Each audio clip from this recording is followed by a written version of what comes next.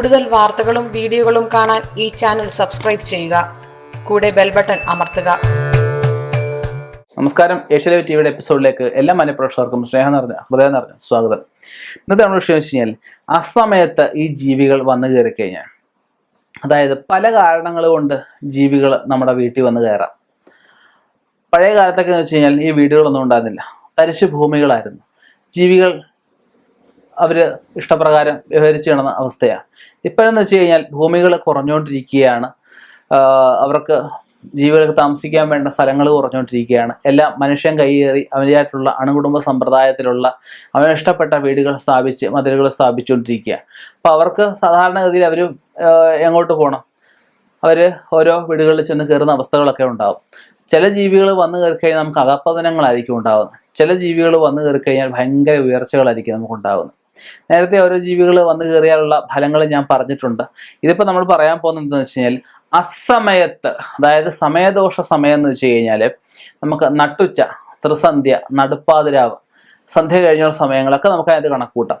അപ്പം ഈ സമയങ്ങളിലൊക്കെ ഓരോ ജീവികൾ വന്നു കയറിയാൽ, ഈ സമയത്ത് നമുക്ക് നമ്മളെ ഉപദ്രവിക്കുന്ന രീതിയിലുള്ള ജീവികൾ വന്നു കയറിയാൽ, പ്രത്യേകിച്ച് ഈ മരപ്പട്ടി, വള്ളിപ്പൂച്ച, വള്ളിപ്പുലി, അങ്ങനെയുള്ള, അതുപോലെ കാട്ടുകോഴി, കാലം കോഴി, ഇങ്ങനെയൊക്കെയുള്ളത് വന്നു കയറുന്ന അവസ്ഥയിൽ നമുക്ക് എന്തെങ്കിലും അപകടങ്ങൾ വരാനിരിക്കുന്ന അവസ്ഥയായിട്ട് പറയപ്പെടുന്നുണ്ട്.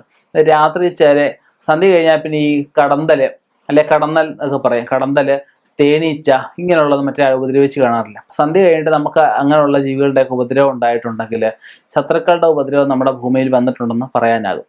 സന്ധ്യ കഴിഞ്ഞിട്ട് നമുക്ക് ആമ, മുയല്, മൂങ്ങ വന്നു കയറി കഴിഞ്ഞാൽ നമുക്ക് എവിടെയോ വിളിച്ചപേക്ഷ പോലുള്ള കാര്യങ്ങളുണ്ടെന്ന് പറയാം.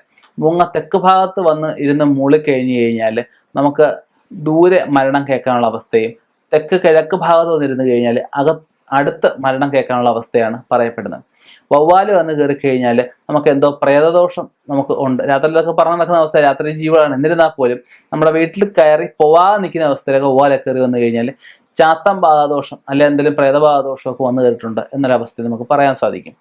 പിന്നെ നമുക്ക് ഈ പക്ഷികൾ സ്വതവേ സന്ധ്യ കഴിഞ്ഞാൽ നമുക്ക് എവിടെയും കാണാൻ പറ്റുന്നുണ്ടോ? അങ്ങനെ ഞാൻ കാണാൻ പറ്റില്ല. സന്ധ്യ കഴിഞ്ഞിട്ട് പക്ഷികൾ വന്ന് കയറി കഴിഞ്ഞ് കഴിഞ്ഞാൽ നമുക്ക് ലഭിക്കാത്ത എന്തെങ്കിലും ഭാഗ്യങ്ങൾ ലഭിക്കാൻ സാധ്യതയുള്ള അവസ്ഥയിൽ പറയപ്പെടുന്നുണ്ട്. അതുപോലെ ഈ വെള്ളപ്പൊക്ക സമയത്തുമൊക്കെ മത്സ്യങ്ങളൊക്കെ നമ്മൾ വീട്ടിൽ വന്ന് കയറാറുണ്ട് അല്ലേ. അപ്പോൾ മത്സ്യങ്ങൾ വന്ന് കയറി കഴിഞ്ഞ് കഴിഞ്ഞാൽ നമുക്ക് ഈ കടങ്ങൾ തിരിച്ച് കിട്ടാൻ, അതിൽ നമുക്ക് കൊടുത്തു തീർക്കാനുള്ള കടബാധകൾ കൊടുത്തു തീർക്കാനൊക്കെയുള്ള സാധ്യതയാണ് അവിടെ കാണുന്നത്.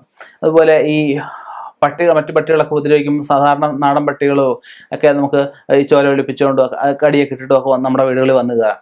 അങ്ങനെയൊക്കെയുള്ള അവസ്ഥയും നമുക്ക് ശത്രുക്കളുടെ ഉപദ്രവത്തെ തന്നെയാണ് കാണിക്കാനാവുന്നത്. പിന്നീട് നമുക്ക് ഉപദ്രവമായിട്ടുള്ള ജീവികൾ പൊതുവേ പറയുകയാണ്, നമ്മളെ ഉപദ്രവിക്കുന്ന ജീവികൾ വന്നു കയറുന്ന നമുക്ക് ദോഷമായിട്ടാണ് പറയപ്പെടുന്നത്. മറ്റ് ഉപകാരപ്പെടുന്ന ഒരുപാട് ജീവികൾ നമുക്ക് രാത്രിയിൽ ആ സമയത്തും ഒക്കെ വന്നു കയറാറ്. നട്ടുച്ച രാത്രിയല്ല, ഇപ്പം ആ സമയം എന്ന് വെച്ച് കഴിഞ്ഞാൽ ഈ നട്ടുച്ച ഈ സമയത്തൊക്കെയാണ് നമുക്ക് ഈ വരുത്തുപ്പൊക്കെ എതിർപ്പൊക്കെ ഉള്ള കാര്യങ്ങളൊക്കെ സംഭവിക്കുന്നത്. പ്രത്യേകിച്ച് ഭൂമിയിൽ നമുക്ക് നെഗറ്റീവ് ശക്തികളുടെ ആധിക്യം കൂടുന്ന സമയങ്ങളാണ് ഈ സമയം. അതുകൊണ്ടാണ് ഇത്ര സന്ധ്യയ്ക്കൊക്കെ ഇരുന്ന് പ്രാർത്ഥിക്കണം എന്നൊക്കെ പറയുന്നത്. അപ്പം അങ്ങനെ ആ സമയത്ത് ഓരോ ജീവികൾ വന്നു കയറി കഴിഞ്ഞാൽ ഒരുപാട് ഫലങ്ങൾ നമുക്ക് പറയാനുണ്ട്. പണ്ണം വന്നു കയറി കഴിഞ്ഞ് കഴിഞ്ഞാൽ നമുക്ക് സഹോദരന്മാരെ കൊണ്ട് ഗുണമുണ്ടാകാനുള്ള അവസ്ഥ പറയപ്പെടുന്നുണ്ട്. അതുപോലെ നമുക്ക് മൈന വന്നു കയറി കഴിഞ്ഞാൽ വിവാഹം നടക്കാനുള്ള യോഗം പറയപ്പെടുന്നുണ്ട്. അതുപോലെ തന്നെ ഇരട്ട മൈന വന്നു കയറി കഴിഞ്ഞാൽ ഇരട്ട കുട്ടികൾ ഉണ്ടാവുന്നുള്ള അവസ്ഥ പറയപ്പെടുന്നുണ്ട്. ഇതൊക്കെ നമുക്ക് വന്നു കയറുന്ന ദിവസവും ഒക്കെ കൂടെ പ്രാധാന്യം കണക്കാക്കിയാണ് നമ്മൾ പറയാൻ പറ്റുന്നത്. ഒരുപാട് ജീവികൾ വന്നു കയറി കഴിഞ്ഞാലുള്ള ഫലങ്ങൾ നമ്മുടെ ഗ്രന്ഥങ്ങളിൽ പറഞ്ഞിട്ടുണ്ട്. അപ്പം നിങ്ങൾക്ക് ഇങ്ങനെയുള്ള കാര്യങ്ങൾ കൂടുതലായിട്ട് സംശയങ്ങളുണ്ടെങ്കിൽ തീർച്ചയായിട്ടും നല്ലൊരു ആചാര്യനെ കണ്ട് ചോദിക്കുക. തീർച്ചയായിട്ടും അതിൻ്റെ ഒരു റിപ്ലൈ നിങ്ങൾക്ക് കിട്ടുന്നതായിരിക്കും. ഇനിയും ഇതുപോലെയുള്ള വ്യത്യസ്തമായ വിഷയങ്ങളുമായിട്ട് കണ്ടുമുട്ടാം. നിർത്തുന്നു. നന്ദി, നമസ്കാരം.